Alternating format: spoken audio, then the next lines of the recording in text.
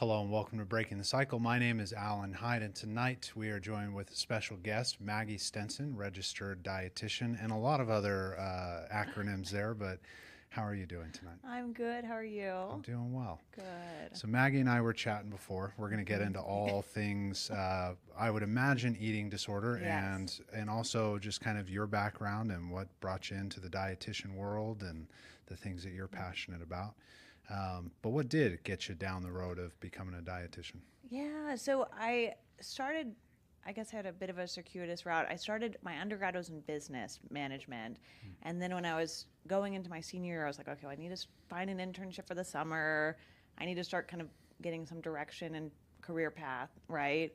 And then I just realized, like, I have no interest in business and I don't know what I'm doing with this degree. So then I was like, wait, I really enjoy nutrition. Maybe I can go into that. And then realized in order to really create a path and career path in that, I had to become a dietitian, which meant getting a degree in nutrition. So then I made like a 5-year plan of getting all my prereqs, went to grad school. Then in grad school, I really didn't know what I wanted to do as far as specialties go. And then we had someone come and speak to us specifically about eating disorders. And I was like, this is it. Like, it's super relational. It was the kind of, the philosophy around food was something I really connected with, just how they approached food. And I just felt like this is something I could be really passionate about and do every day, right? So then I started really focusing all of my internships my last year on eating disorders. Then luckily got a job in a treatment center out of grad school and worked in higher levels of care for about 5 years, 4 or 5 years. Then in 2020, went into outpatient. I've been doing outpatient for the last 5 years, but yes. Went It's quite a into- journey to get here. Yeah, into outpatient right as COVID was hitting. Yes, huh? so it was quite a time. Yeah. So it was an interesting time because it was, sadly, like we were talking about earlier, that big shift obviously triggered a lot of eating disorders or relapses. So it was a lot of people seeking care. And it was the time when we were pre-2020, we weren't doing a lot of virtual care. Right. Then all of a sudden everything was on Zoom. And so we're all adjusting to doing things on Zoom. So yeah, it was a wild time. Yeah, yeah, and I'm sure you can attest to this too. It's not so different on Zoom with eating disorders, but it is. I miss sometimes with the clients that I have who struggle with this, some of the in-person assessments, like we were talking about, like we know when it's going to be a certain kind of day, and sometimes you can just feel the energy in the room. You know? But on Zoom, you kind of have to wait for them to present it to you. So you're walking maybe sometimes a little more into landmines. Yes, that is true. I do notice it now, especially since I do Zoom and in person, kind of a mix. I notice, you just kind of have to, it's hard, you don't get the body language the same, and some physical assessment things I might do in person, noticing, types of clothing they're wearing or how they're carrying themselves. I can't pick up on as well in Zoom sessions. And then the other challenge with eating disorders and virtual sessions is, keeping up. We're usually monitoring weight, and we don't want them seeing the weight, so we have to get kind of creative on monitoring weight and make sure we're not manipulating the weights when they're getting them, if they're doing them on their own. So that is always another layer, so having to have a lot of wraparound when we come to that piece as well. So Yeah. yeah, And as we get into this, we like the technical information. You and I understand the technical information, but we want to relay it to them. And so with this next question, as we get into it, we'll keep that in mind. But how would you describe maybe to somebody who tunes in who's never experienced an eating disorder, or maybe has one and don't know that they have it? What is an eating disorder? Yeah, so I would say usually what I will just kind of notice with people or ask people to notice for themselves would be if you feel like majority of your day, majority of your time and energy, if you constantly have this voice or thought in your head that's focused on anxiety or stress or guilt around food or your body. So like it's totally normal if we're going throughout the day, and of course I'm going to wake up and think about breakfast. Maybe I feel kind of like I was overly full one time, and that might make me feel a little uncomfortable, or we naturally have maybe negative body image thoughts that come up and ebb and flow. So that's part of being human. But if it's feeling that your whole day is being dictated, or almost this soundtrack of negativity around food and body image is going on constantly, and you notice that being such a prevalent part of your life, that's one thing I'll ask people to notice. And another thing is if it's interfering with your ability to fully engage in your life. So let's say you're mood is kind of dictated on how you feel in your body that day, or if your mood's dictated on how you ate the day before, or if you're avoiding social situations because of food or how you're feeling in your body, that's a really good indicator. And then once people kind of notice that, because I think obviously, like you said, we can have that clinical piece that we'll dig into and we'll look at this, symptoms and all, behaviors and all of those things. But I think I always want people to notice for themselves how it's interfering with their life and how it's interfering with their mood, because that's so much more going to, I think, help them notice that internal motivation and why they would want to recover, right? Yeah. So, because like we talked about earlier, kind of in similarly to any type of addiction, I always tell my clients or my support people of clients, like their parents, when we think about the behaviors, especially with teens or with all patients, those behaviors are acting as a way to manage stress, manage anxiety, manage hard feelings. Yeah. So when we take those away, that can be really scary. So when especially for teens, are like, oh my gosh, you're gonna make me stop doing X, Y, and Z behaviors, and now I'm gonna have all these emotions come up, and that's gonna be really hard. So instead of just coming in and being like, hey, you've got to stop all these things, right, helping them notice, like, how is this also negatively affecting life, right? So they get a little bit of that buy-in as well. Yeah. There's a piece of that where it's like, that's the old school doctor approach. Here's your problem. You need to stop, and here's what you need to do. And we just know now, without the buy-in, you're not going to get better for yourself. Maybe partly because you're not sure the desperation yet that it would cause, but also because you don't want to. And that's okay. Yeah. All right. We want to work with you to help you get there if that's what you want. I was talking with a client today around addictions, right? It's like, this is why interventions, right? You remember that show, Intervention? Yeah. This stuff doesn't work. It's like the addict isn't going to stop using drugs and alcohol if they don't want to stop doing it. And eating disorders are very much that way in their nuance. And a lot of times on the surface can seem a lot more complicated because of the different paths, right? Like binging or restricting and these kind of things. Yeah. And like you said, and I oftentimes, it's not just a magical switch. I always tell them, you're not going to walk into my office and be like, hey, by the way, you should eat more food. And then they're all of a sudden going to be like, oh, well, thank goodness you told me. Now everything makes sense. The light's shining. So I tell them we're going to have to probably have the same conversation over and over again. And that's okay. Yeah. It's going to be hard. It's going to be a journey. And you can, and what I also talk a lot with my patients is that logical versus emotional mind. So I can tell them, like, in your logical mind, your body needs more food, or that the purging behaviors are not healthy for you, or X, Y, and Z. But your emotional mind is so attached to them, so those things aren't aligning right now, right? Yeah. So we have to just give ourselves grace of course I'm having to remind you every week, and we have to talk through why we're doing this every week, and that's okay. I always say, if I could just tell you to stop and you'd stop, we wouldn't keep seeing. I wouldn't have a job. My job would be done. Well, I've always viewed the supplemental care, especially around these things, with a dietitian, very similarly to how I view 12-step recovery for an alcoholic. And in those rooms, they always say this program is for people who want it, not for people who need it. If it was for people who need it, those rooms would be standing room only anywhere you go ever. Yeah. And I think the shocking thing, especially in our society, and maybe you would agree with this, is eating disorder rooms would be just as filled. Yeah, that's very true.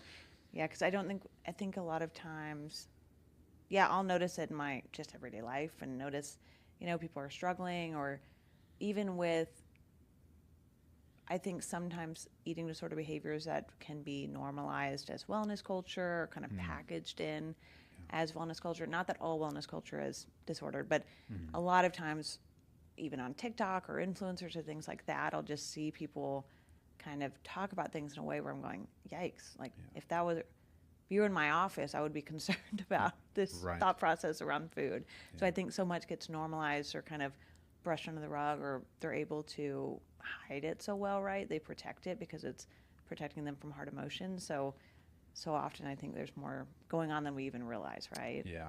Well, and especially with the social media aspects of it. We had a gentleman on a couple weeks ago. Gabe and I spoke about him last week, but he's with the Tyler Hooten Foundation. They do a lot of work with MLB around steroids, which we know, right, is another huge aspect of body dysmorphia, which leads to eating disorders. And there's all kinds of stuff that comes out now. I was hearing about this one I think he calls himself the Liver King or something Oh, like yes, that. And I he saw is that. having all kinds of issues now outside of him, like kind of just losing touch. Yeah. But physically, when you see him, the distended belly and all these kind of things that are related not just to steroids, but the way in which he's consuming and excreting food, you know? Yeah. And this is somebody who has millions and millions of followers, you know? And so much influence. Right, right. So we know that it's everywhere.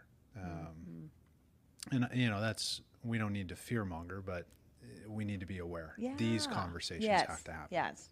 And that's a good point. I think, like you said, where we don't want to fearmonger, because that's the thing too. I think sometimes I joke when I meet people and I'll say, you know, I'm a dietitian. I'm like, oh no, don't look at what I'm eating. And I'm like, no, I'm not that kind of dietitian. I'm an eating disorder dietitian. And then they're like, oh no, like, am I eating weird? I'm like, no, it's fine. You're good. I'm not analyzing you, I promise. But I think, yeah, so it's like, we don't have to say like, oh gosh, like everyone should be scared, but just be aware. And I just tell people, you know, that food doesn't have to be that hard. And when food starts to get hard and you feel stressed about it, or you feel stressed about body image, it doesn't have to be that hard. So when you feel kind of entrapped by it, or where it's, yeah, just feeling like this is causing a lot more stress than I feel like it should, that's a great time to seek help and just talk through it before it maybe ramps up into something bigger than it is, you know? Yeah, and to really highlight like what I hear you sharing too, which is such a huge piece we often talk about on this show, is that one key that you touched on, which is when it gets hard, what helps simplify it is community. Yeah. All right.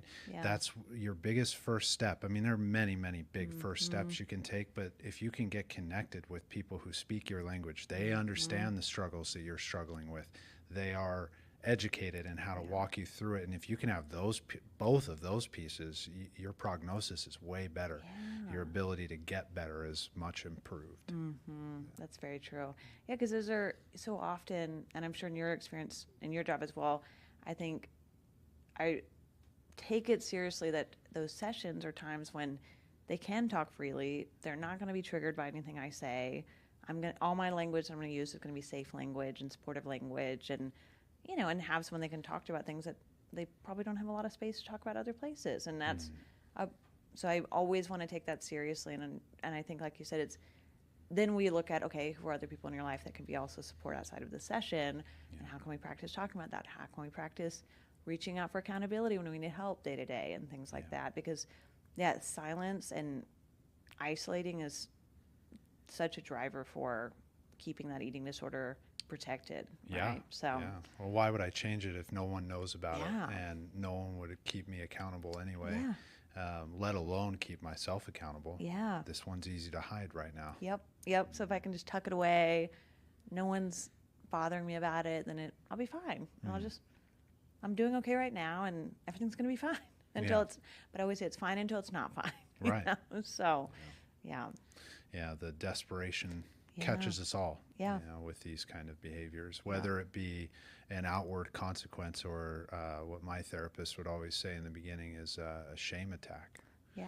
After you've acted out in a way that you're not proud of, it may not be today, it may not be tomorrow, it may be next year, but you will have a shame attack, you know, and that couldn't have been more true just for me personally, but it really highlighted for me a lot of the things that I witness in my clients, like, oh wow, I mean, this is kind of the consequence that they were reporting, needing to navigate through, and that happens all the time with any type of addiction. Yeah. It's so hidden.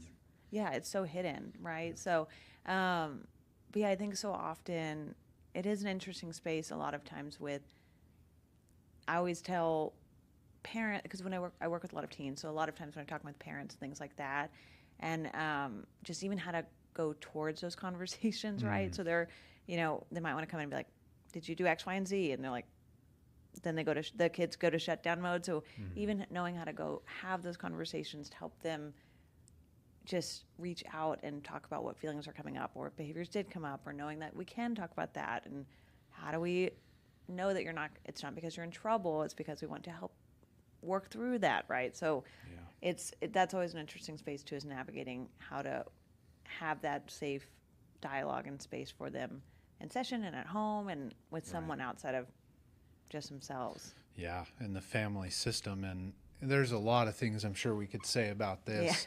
But since we have you here too to get your perspective and you work with it day in and day out, I know that in any of the realms I work with my clients around any type of addiction, substances, eating disorders, gambling, you name it, sex, you name it, these are deep-rooted patterns that were either observed or affected in some way in younger years that we then seek to master. And this is one aspect, right, that maybe Freud would talk about it. But I'm curious if you see that at any type of notable percentage, the way I've seen it before as well, that it could be hard to talk to the family because someone in that system is hiding with the eating disorder. And it's, I hate to say it so directly, but the way I've seen it with young girls is it's often mom, and there's a lot of unresolved anger and resentment around it from mom that makes it very hard to tackle these conversations. Yes, yeah. It's funny you say that because I just had this conversation with a therapist today. I think that's such a big part of it because if we think about the kind of pieces that kind of etiology of eating disorders, it's genetic predisposition, right? So usually there's a family tie, right? Personality types, and then environment. So parents contribute to 2 of the 3 of those, sadly, and kind of personality is its own thing. So with that, a lot of times, there's usually going to be a parent that might have struggled with eating disorders or disordered eating, and you get kind of one of 2 things often, right? Where one, it might be one that's had it, worked through it, knows it, and is aware of it, and is like, I do not want to pass this down to my kid, or I'm so sad they're struggling because I know how hard it is. Or there'll be a parent that doesn't want to admit that they struggle, so they minimize the kid's behavior, and they're going, okay, so she didn't eat breakfast. I don't eat breakfast. And like, well, there you go. Right. You should probably eat breakfast too. Yeah. So that comes up a lot. Or we want for the parents to model normalized eating for their children, right? So if your daughter or son is in recovery and they have to eat 3 meals a day and a snack after school, we want mom and dad, they don't have to be following the meal plan exactly, but at least modeling eating breakfast, having a snack when they're hungry. So when you have a parent that's not really worked through their own things and they're not able to model that, or like you said, it's bringing up so much for them because we're asking them to do something that's also really hard, right? Then that it does make it really complicated. Yeah. And such is the nature in our society, which is very much other esteem. Is maybe one way we could put it, is like, this person will help me resolve this. And I think, unfortunately, and we say this with grace and compassion, but I think a lot of parents unconsciously utilize their kids for that external coping, right? They'll help me feel better. Here's a nice little gift for you. We call it trauma. Packaged nicely. To bring that up with your therapist. Open that on like your 25th or 26th birthday. Hold on to that for a little bit longer until you're out of the house. And it's a struggle, but I think there's a lot of hope in it too, especially these days. I think people are much more aware. Which has its problems. We've talked about them a lot on this show with the social media aspects of it. But there's a lot of hope that people are like, hey, I have more and more younger clients that come in every year where it's like, wow, I mean, to do this at 18 is pretty brave. Really impressive. It is interesting. Like you said, I think what you said about a lot of parents are, I forgot the exact wording you used, but where they're kind of managing their own feelings around the eating stuff through their kids, right? Or kind of normalizing it through their kids. And I think that's a really tough one and that's when I really try to work with great therapists and get parents in therapy or family therapy, whatever it might be, because I do think there's so many attachment things that go on. And I think parents just really have to analyze what's going on internally as well as what's going on with their child. And it's a lot to analyze at once. And most people, I would say, probably won't do it. No. It reminds me, there's this great movie. I watched it for the first time the other night. It's called Girl Interrupted with Winona Ryder and Angelina Jolie. And there's this scene, I was cracking up, where Winona's sitting there with her mom and dad, and the mom's like, what is borderline personality disorder? And they're explaining how, like, typically it's learned behaviors from someone who has borderline, and I'm also like, I can't do this. And did they explain it well? in the Yeah, it movie? was Like, very, did you yeah, it feel was like, very clinical. I mean, wow. for the time, you know, it was in Yeah. the 60s, so Yeah. we would explain maybe borderline slightly differently. Yeah, we made and some more, progress yeah, there, but there's more containment in the yes. understanding of that Yeah. disorder now, where That it's is like, so interesting. we don't just say one of the symptoms is a promiscuous young woman anymore, but, you know, things like We've that. matured our language a little bit, Yeah. so that's good. So, Yeah. But I thought that presentation, because working Yeah. in treatment, I used to see that all Oh, the yeah. time. I don't want to have this conversation. It's Yeah. like, I mean, all right. okay. I'm not here to force It's going to you. have to come up at some point. Right. Either it's coming up in this conversation or it's coming up in a different way. Yeah. I mean, yeah. I mean, and like you were highlighting, it's coming up in your child's Yeah. behavior, right? And Yeah. that's why it's so important. Yeah, that's so funny. So you do a lot of work with teens. Yeah, so I do a lot of work with teens. I really enjoy working with teens because I think I really enjoy working with the parent system or family system as we're talking about it. Because I think that with teens, there's such hope.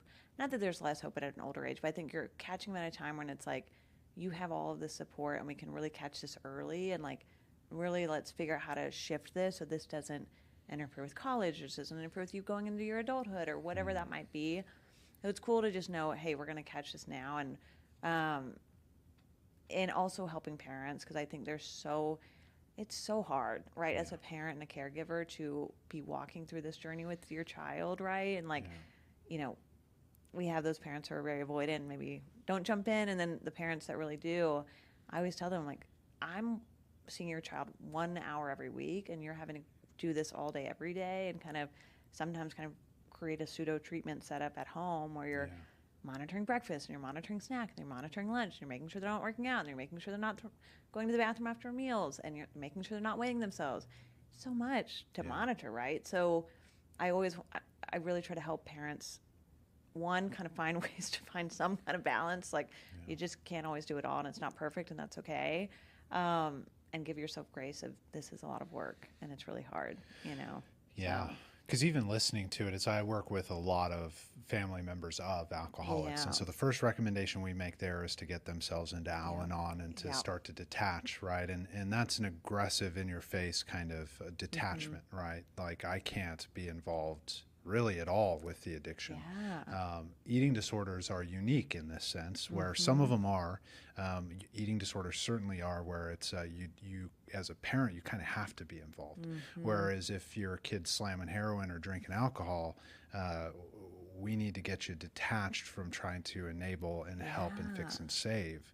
Where with an eating disorder, we're trying to how would I say this? We're trying to accomplish that too, while also creating Being the fully healthy system hands-on. that our dietitians are giving. Because you Yeah. have to be hands-on with eating disorders, because if you don't, they're not gonna. That is I've never thought about it that way, but that's so true where we think about, if you're working with addiction, it's probably a little bit more, we got to take the hands off, right? And not enable you and not be kind of coddling you through this process, right? Or with eating disorders, especially the really, really young ones or the teens, the parents are having to jump in because, I tell them like, eventually we'll work on autonomy and independence and their own self-accountability. And I would love to get there with you. I always tell them that, like, that is a goal. Your parents, I'm sure that's a goal for them too. But for now, like, we have to show that we're able to loosen the grips a little bit of the support and accountability. So but it can be a lot initially for them because you're managing everything and just the stress. If they're at school now, we have to have announcement at school is to make sure they're eating their lunch at school, and if they have a snack at school, then we have to make sure they're doing that. If they go to friends, it's a lot, right? So it's just can be overwhelming. So it's it's a traditional system of boundaries, right? And no matter which angle that we come from, if the adults in the environment, and maybe this is a take home on this aspect for people listening, is without intact, healthy boundaries for the adult in their care for themselves, it's going to make it really hard to delineate the lines that we're talking about between things like a structured system that a dietitian gives you and detachment. Yes. You may feel a little bit even listening to this if these are things you're struggling with, where it's like, God, they must be on Mars. What are they talking about? What's going on here? Yeah, and you'd be in good company. I mean, Yeah. I remember I felt that way. Yeah. Like, what are these therapists talking about? What is all this stuff? Yeah. Yes, yes. And that's an interesting thing too with the boundaries piece. I'll give you one example. I had a parent, and we talked about, we have the structure of like we're doing supportive meals. Breakfast is at this time, and then her daughter was like, "Well, I'm just going to do breakfast at like 5:30 before y'all wake up." And she was like, "Well, now the mom called me and she's like, so I've got to wake up at 5:30." And I said, "No, you don't. No. You're waking up at 6:30 like you normally do. She can eat breakfast at 6:45 when you eat breakfast and you are there. You don't have to change your day for her eating disorder to dictate what you do, right?" So that's where that boundary. So it is an interesting, and that's a hard balance because the mom was like, "I just wanted to eat breakfast, and if I have to wake up at 5:30 every day, I'll wake up at 5:30 every day. I don't care." But I had to remind her. I was like, she's just trying to avoid, right? And you just have to be like, breakfast is at 6:45. It is what it is, So it's an interesting and complicated balance to have to be so hands-on and also set boundaries with it, right? And it's a lot. Yeah, because as I'm listening to you, it's all right. The healthy side of it, in which we're presenting, is the flip side of the coin of the ambivalence that someone with an eating disorder and the system around any addiction is dealing with, which is, will I or won't I? Yes. And in order to make that decision, it's either I believe I'm a good person and I'm going to do these things, or I'm a piece of shit and I'm going to have fun, right? And it's like either one has consequences, and people sit in the middle ground, right? Yes. And when the adult does it with enabling, they're not malicious. They don't mean, right? It's like when she called the dietitian and was like, "So what? I have to get up at 5:30?" It's like those are those moments as a therapist I love of like reflecting it back. Like, you hear that you're asking somebody else permission to do something that you don't even want to do. I mean, it kind of starts to sound insane, right? Right, where it's like, no, of course you don't have to get up at 5:30. They're the child. And that's so funny because I was saying, this mom, she's great, and she was like, "You're right." She was like, "As I say this, I can't believe I'm asking this." I was like, I get it. Like, they back in a corner to make you feel like you are having to do this. But once you say it out loud and I reflect back, they're like, "Oh yeah, I don't have to do that. What a relief." Like, it's okay. Oh yeah, it's funny. And it's best that we don't, because there's only a natural conclusion with that is resentment. You don't want to get up at 5:30, but you don't want them to be getting away with quote unquote anything. So now you're getting up at 5:30, you're pissed at them, but you don't realize that what you're really pissed at is the pattern in which has replayed probably for generations. Right? That was something, I mean, recently I was confronted with this, but I learned in my recovery was I was always so pissed that the alcoholic could get away with shit that I couldn't get away with. And I was just resentful. Right? I didn't want to go on benders. I didn't want to drink like they do, but I wanted to be able to get away with shit maybe like they do. And I could never understand, like, we were joking about this the other night of the alcoholic will come tiptoeing in your room while you're asleep and go into your wallet and slip the money out, take your keys, get in your car, drive down the street, crash into a wall, leave your car, and you find them at the bar. And they'll get away with all of it up to a certain point. And I'm the kind of motherfucker, when I walk in the room, I'm going to stub my toe on the bed. And I'm pissed that that's who I can't get away with anything. And it wasn't until the realization of some of these things, and I think a lot of times for families of like, oh, I'm not actually resentful at that person. I think I'm maybe lacking tolerance. I have a fair amount of jealousy, maybe even entitlement, which stings, right? I am entitled to be pissed at you. And it's like, no, you're not. Right? We have to turn that over. We got to let go of it, or it'll pull you through all the weeds. And that's an interesting thing you say, because that comes up a lot with clients too of, if someone's, let's say, oh, well, I went to work and someone's talking about a diet or like how they're losing weight, and I'm so mad because I can't get on a diet, or I can't intentionally lose weight or go on a weight loss, whatever it might be, fill in the blank. But it's that frustration they feel of like, I should be able to do that too. But I always have to remind them, like, let's go down that road. We're trying to lose weight. What's it going to look like in a month? What's it going to look like in 2 months? And then like, I know. I'm like, I know what you're doing. It's going to be bad. I'm like, yes, So it's just, but it's at accepting like that's not a safe thing for me to do, and that's just is what it is. For me to keep myself mentally, physically, and emotionally safe, I cannot dabble in dieting or being rigid about eating or obsessive about exercise. I just have, there might just be boundaries that are set in place for a while and forever, and that's just how it has to be. So and they morph, right? It becomes less. This is something too where I've had a handful of people I've worked with for years, and to watch the progressions in their recoveries, whether it be heroin or alcohol or food or whatever it is. In the beginning, you think it's always going to be about the thing. And when you stick with the boundaries and you stick with maybe your spiritual fitness, however they identify with it, and you stick with community, it becomes about the threads underneath, the way you handle your shame, the way you handle not just the triggers in the way we talk about them on a colloquial community sense, but the way you've been saying you handle the difficulties. There's that famous section in the big book, acceptance was the answer, right? It's like when you accept that this is just something you're powerless over, right? I guess the only other thing I'd say on that is there's a book called The Road Less Traveled by M. Scott Peck, and the first line of the book says, life is suffering. That's it, period. And then it's like a way down the page and he starts writing the book. And it's just like, these are just the truths of life. When you embrace it, it gets a lot easier. That's so true. And you were highlighting that right off the jump. It's like, it doesn't have to be so complicated. Yes. And we make it more complicated than it has to be so often, right? So it's like giving ourselves permission.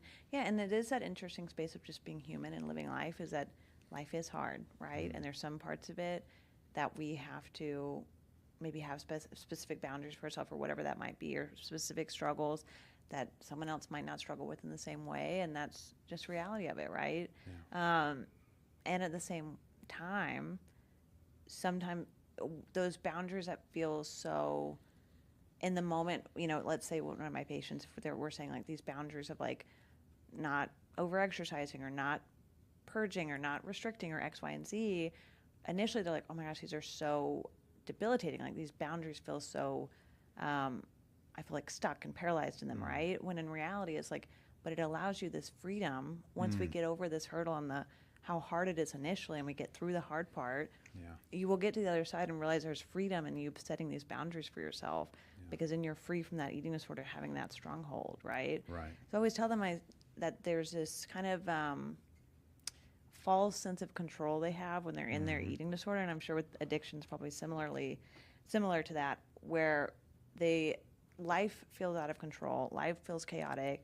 That's why COVID was such an upheaval in eating disorders.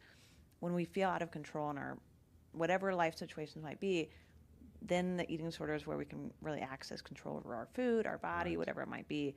So then they're like, okay, well, if you take this eating disorder away if I let this eating disorder go, things are going to be out of control. But then we have to look at, I always help them kind of try to help them zoom out and say like, but it's actually created so much chaos for you. You think it's helping you be in control, but this has created like a whole new level of chaos. Like you have now had to be pulled out of school, or you can't work, or you're not able to engage with your social life or whatever it might be. But it's so hard to see it when you're in that prison, right? You just see it as like, if I let this go, everything's going to fall apart because it's the only thing I'm holding on to. But if we just get past, like, we gotta let it go. There's so much freedom outside of it, right? But it's hard to see when you're in it. It's the self-imposed trap of self-indulgence, self-pity, and self-righteousness, right? And you get back in that corner, like, nice and tight. I'm stuck here. I always envision like, I just know for myself, it's like I'm a big dude, right? And I was like a little cat in the back of the cage. Like, if you give me an inch, I might run past you, but I'm going to stay back here until then, right? And it was entitlement and self-righteousness and self-pity and self-indulgence, right? It makes me think, as you were talking about it, there's a concept in Tradition 6 in the recovery rooms around, not endorsing outside entities and remaining anonymous at the level of press, radio, TV, and films, right? And there's this aspect in the nuance of it where when AA was first a thing, they started to gain all this clout, and then they had opportunities to go out in the community, and they had all kinds of ideas. Maybe we'll start hospitals, and we'll endorse this and that and the third, and we'll solve problems in politics because we've got the answer. And you're reading this in the 12 and 12, and it's like, well, there's that self-indulgent bullshit, right? The actual trap and the freedom that you were highlighting, right? Is when you get past that, you realize how much you had stolen your life away from yourself. And the rest that remains is acceptance and freedom, if you want it. Yeah. If you allow yourself to have that without those, that's so funny. But it really is, what did you say? Self-righteousness, self-indulgence, and really sums it up. Right? How we keep ourselves stuck with those being such main emotions or main drives, and how we keep ourselves stuck so often and then get frustrated that we're stuck in the trap we've created. So, well, and even as you were saying in the beginning, how relational eating disorders are, right? Because the threads, as I'm listening to you, it's like all the other ways in which the eating disorder is the sense of control is so that I don't have to feel the unmanageable relationships, right? That's the maybe definitely not the only layer, but that's one of the big first ones. It is almost hard to distinguish, like, are these happening at the same time? Yeah. And I think so often, like, there's so much vulnerability in relationships, right? So like you were saying, it almost is kind of the either or, where I think sometimes staying in the eating disorder, it can become, like, I'll kind of describe it as like a toxic boyfriend or something, like a toxic partner. So it's like you're toxic. So we'll kind of personify the eating disorder in some ways, depending on how that it presents for a certain patient, right? So we'll talk about a lot of times, like, it's like a toxic partner. Like, it tells you how amazing you are, and then it, like, makes you feel horrible about yourself, makes you do horrible things to yourself, and does horrible things to you. So it's this constant cycle of, like, it's almost like being with a narcissist or something, right? But it's almost too sometimes how sometimes clients will talk about it. It's where that relationship, it's hard to prioritize other relationships over it. It almost feels like a toxic partner who's like, you can't have any other friends. I'm jealous of them. No, they're just bad for you, whatever.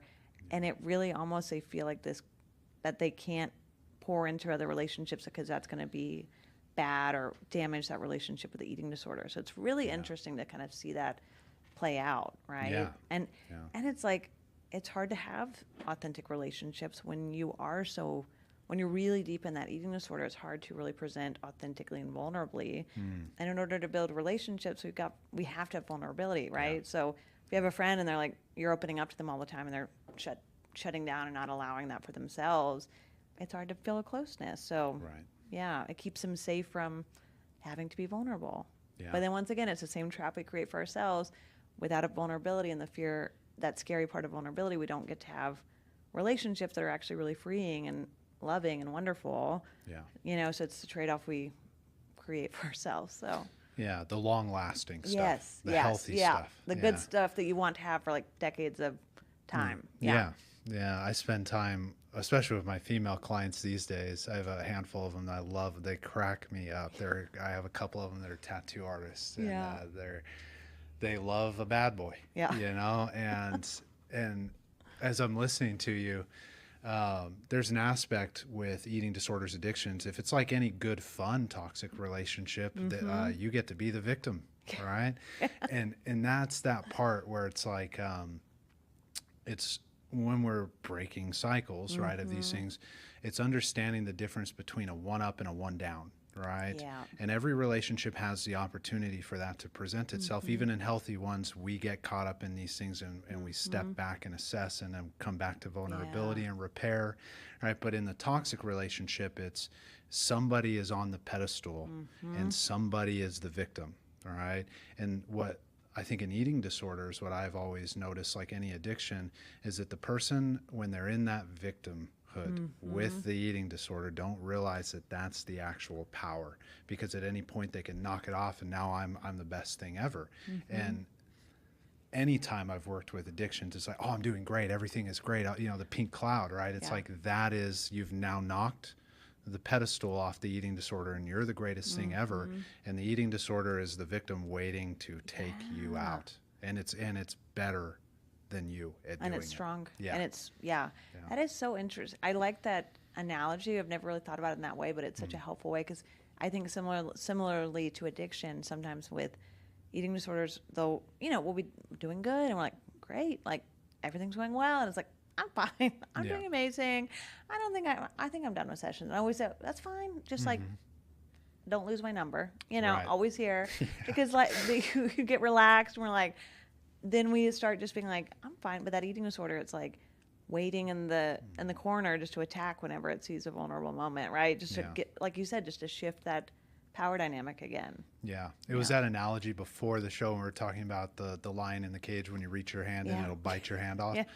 That's the eating disorder. Yes. And I always try to, like, when we're personifying things like you were talking about, like with my eating disorder clients, is that's not you. With predominantly right now I work with females who have eating disorders in those realms, and you're that little girl that's scared, right? Because you're in a cage with a fucking lion. Yeah. I'd be scared too, Like, no and I'm wonder a you're grown scared. man. Yeah. Yeah. But this is, I think most people are wandering through life. One of my friends always says, like, we need to get hit in the head by a clue by four. We need to, and sometimes we got to get hit over and over. And like you were saying in the beginning, that's okay. We're going to have these conversations over and over, but you don't have to be that scared little girl anymore, because you're not anymore. And teenagers, right, male or female, that's when we kind of start to become that more autonomous. The world can't just happen to you as much as it used to. And so now you have more say. I'm sure there's a million other ways we could put that. That's so interesting. And I think that's I talk a lot with parents about this, like you were saying, where the eating disorder is not really you or that patient or client. So I'll talk about this a lot with parents. So, we'll start out, and usually, especially a lot of my clients that maybe are on the really over-controlled side, like really type A, really over-controlled, really perfectionistic. They're like always been great kids, always, doing amazing in school, respectful of their parents, just normal, happy, pretty good kids. And then when the eating disorder comes in, we'll start out sessions and they'll be like, oh yeah, they love their sessions. They're doing great. Everything's good. I'm like, cool. And I always warn parents, I'm like, this is going to be like 3 weeks. And then when things get really hard, they're going to hate me. They're going to be so mad at you every time you tell them to eat. And they're going to be really difficult to live with. And I need you to be prepared for that. It's going to happen. Yes. And when they say that I'm a terrible person and they hated sessions, just be like, okay, I'm doing something right, because they're mad. Because the eating disorder is, we've put salt in the wound of that eating disorder, and it's really flaring up because we keep poking at it. We're poking at the bear, poking the lion, and now it's fighting us back, right? So always have, and parents are always like, she's not usually like this. I'm like, I know. It's okay. I know this is not how your daughter usually acts, but her eating disorder is upset, and it's fighting back, and it's getting grumpy, and it's getting mad, and it's getting feisty every time you ask her to eat snack or whatever. So I think sometimes that helps parents too, because it's just sad for them to watch their kid be so stressed and also present in a way that they're not used to. But sometimes I'm like, this will pass. This is not going to be forever. It doesn't mean you're doing the wrong thing by setting boundaries and expecting to, and having consistent expectations of them. You just got to get through this hard part, right? Yeah. Yeah. It's tough. The flare up is coming. Yes. Yeah. It's a sign of any good work. Yeah, exactly. Yeah. Reminds me, and I want to make sure, because we're going to be coming to the end here pretty soon, I want to make sure that we, at least in today's conversation, get a definition of ARFID for the viewers. But it reminds me, as you were telling me that, it's like I had a couple recently come in and they were seeking someone who's an expert in addictions, right? And they had come in and they had some gripes about the previous therapist, and I'm taking it all in, listening, right? And it's like, oh, that's probably a sign that they were poking at something, that was hurtful to them. And of course, it's the female partner wants the sessions because the male partner is struggling in his addiction. And the very next session after we start, I'm on partner, the female partner, to get into Al-Anon. Yeah. And of course, right, the flare-ups come. Right, I don't like that. I don't like that program. I don't want to do that. I've tried it. I'm not doing right. And I had told her in the first session, I said, you're not going to like my recommendations. Yeah. All right, but if you don't like them that much, then maybe I'm not the provider for you, and that's okay. Might not be a good fit. Yeah. Yeah, it's okay. Yeah. But it's so interesting. Yeah, you start to see that pushback, right? Yeah. And it's like the pushback comes in, and sometimes, yeah, like I always tell parents, like if they're just think our sessions are the most fun, then you probably shouldn't be paying me, because if I'm really pushing back on that, like, and I always want to make sure we build rapport, and I always try to bring in some humor, like connection, because I want them to feel safe and all the things. But if they just like love our goals every week, then I'm like, maybe I'm not pushing them hard enough. Yeah. It seems too comfortable. Like, Right. we need to maybe shake things up a little bit, and that's okay, you know. So I always think of it in the sense of sufficient challenge. yes, Right. I'm not going to ask a 5-year-old to go out in the backyard and build a shed. I'm going to ask him to choose his outfit. yes, yes. I love that sufficient challenge. Yeah, I always kind of say, we're gonna. And I always tell patients too, like, you can talk to me if like something feels like impossible. We can talk through that. So maybe we kind of bring it down on the anxiety scale of exposures, or we talk through how we can help you do that exposure that feels too hard right now, right? So it's not like a black and white thing, right? Yeah. So yeah. Yeah. You specialize in an acronym that I've heard many times, definitely not an expert myself. We want to make sure that they get at least a definition of it. These are conversations where when we link your stuff, you guys can go and find Maggie's information and get more information on ARFID. But how would you define it for somebody who's listening along with us tonight? Yeah, so ARFID is it is considered an eating disorder. The way that it stands out from other eating disorders, that it is not driven by body image. So it is not tied. ARFID is not driven by body image distress, right? So it might look similarly in the sense of there might be weight loss or low body weight, restrictive intake, but how it kind of develops, or the 3 subtypes that we look at, the most common being the extreme picky eating. So that tends to be due to texture or taste aversion. So they might be really highly sensitive to certain textures. So they might tell me, like, I really hate like chewy textures, or textures of chicken might be, or meats will be really difficult, or textures of like fruits and veggies will be really difficult. That's pretty common. The taste avoidance tends to be, sometimes they're super tasters where they just have a heightened awareness of certain taste. So they might just get really overwhelmed by certain tastes and overstimulated by certain taste or textures. So that's kind of the one I see most often, is just the extreme picky eating. With those clients, oftentimes they're going to probably attach more to, or their safe foods might tend to be more processed or packaged foods. And I always give the example, like if you had goldfish versus blueberries, like if I have a pack of goldfish, they're probably going to taste about the same. Every goldfish is maybe one's saltier, maybe one's crunchier, overall pretty similar. Yeah. Versus if I get a carton of blueberries, there could be a squishy one, there could be like a sour one, there could be a sweet one, and it's a surprise. So if you have a really heightened awareness to taste or textures, a carton of blueberries is like a whole journey, right? Yeah. Like you don't know what you're going to get. So I always say, so oftentimes they'll come to me and they'll be like, they're only eating packaged foods, and that's their safe foods, and they can't eat anything that's not like processed or prepackaged. So we tend to work on how can we increase intake in the sense of where are we having nutritional gaps, and where is quality of life suffering. So would it be helpful to be able to go out to eat to a restaurant? Okay, can we find one thing that we can eat at a restaurant? Are we lacking protein sources? How can we add in protein sources? So that's most common. Second would be the fear of adverse consequences. That tends to be fear of something, maybe like fear of vomiting, fear of choking, maybe a fear of getting food poisoning. Sometimes that can be tied to maybe OCD, so like especially the food poisoning. So if there's like a heightened like almost OCD checking around like food safety things, that can kind of present like ARFID with the food Ps. The fear of choking or vomiting tends to come from a traumatic event. So it might be they, choked on a grape or something when they were little and it was really traumatic, or saw someone throw up. So that would be where I would work on a lot of the exposure stuff, and then we would have a therapist working on trauma. So one of my therapist I work with a lot does EMDR, so they might do Yeah. some trauma work around that event, depending on age, what's appropriate. The third one, final, is lack of interest in eating, and that's where they might just, their body just doesn't cue them as strongly as you or I might be cued for food. So I'll give the example, like if I'm gonna go get Mexican food tonight, I'm thinking about it all day. When I walk in the restaurant, I smell the food, I'm getting excited, and my body's like prepping for it. And I'm getting those positive reinforcements from that excitement around it.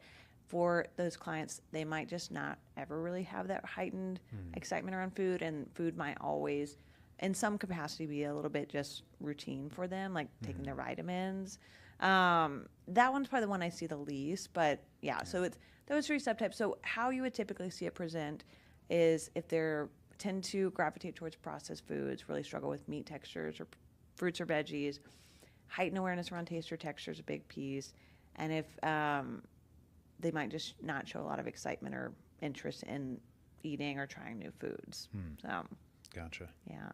I might have some ARFID around ketchup. Yes. I know usually everyone's hate like, ketchup. I think I have I know I have a texture thing on cottage cheese. That's my one. I'm like, oh, Yeah. can't do it. So I've tried it several ways. I can't do it. So. And ARFID, for those listening, it stands for. Oh, yes. So avoidant and restrictive food intake disorder. Right. Yes. Gotcha. So, yeah. But it's an interesting thing. And if you, it's a newer diagnosis as well. I want to say, like, it really only came into the DSM like in the last 10 to 15 years. So if you feel like you do know someone, you yourself or someone, a child or whatever it might be, a partner, it can be hard to find providers who specialize. So if you go to the doctor, especially, you know, a lot of my clients, maybe if they went to the doctor 20, 15, 10 years ago, or even like this year, the doctor might just be like, you got to eat more, whatever. Or might say, they'll grow out of it, it's fine. They'll eventually, kids are picky. But if you feel like, okay, they're not growing out of it, I can't just get them to eat more, that would be a good time to look into just checking in with someone that's an ARFID specialist and seeing if that might be what's coming up for them. Yeah. So. And Maggie will be tagged in all of our social media posts and the YouTube. So if this is something you're struggling with, obviously Maggie Stenson can help you. Yeah. We have one question that we ask the guests at the end of every show. Yes. We're going to build a mental health amusement park, and you get to build a ride there. What would the ride be? What would it do? What would you call it? Oh, I was just talking about Candyland with the patient. That's so random. We're talking about like old board games. I feel like just because I work in eating disorders, like having some like fun, positive, like food ride, like making like a Candyland ride, just because, you know, kind of connecting, like bringing joy into food and bringing excitement and like making it fun. So I would probably do like a Candyland roller coaster type thing. What would you call it? Oh, that's a good question. I was trying to think if I could do like alliteration, but like Candy Castle or something. I also like Disney World, so I'm like, what if I could do a Disney thing? Yeah. So one or the other. Maybe a Disney Candyland ride. Nice. Bring the two together. Yeah. So.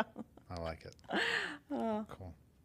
Well, ladies and gentlemen, Maggie Stenson, registered dietitian. We break the cycle here every Friday night at 7 p.m. Central Standard Time. We won't see you next week because it's July 4th and I'm going to be blowing shit up, but we will see you next Thursday on the 3rd. We love you. Take care.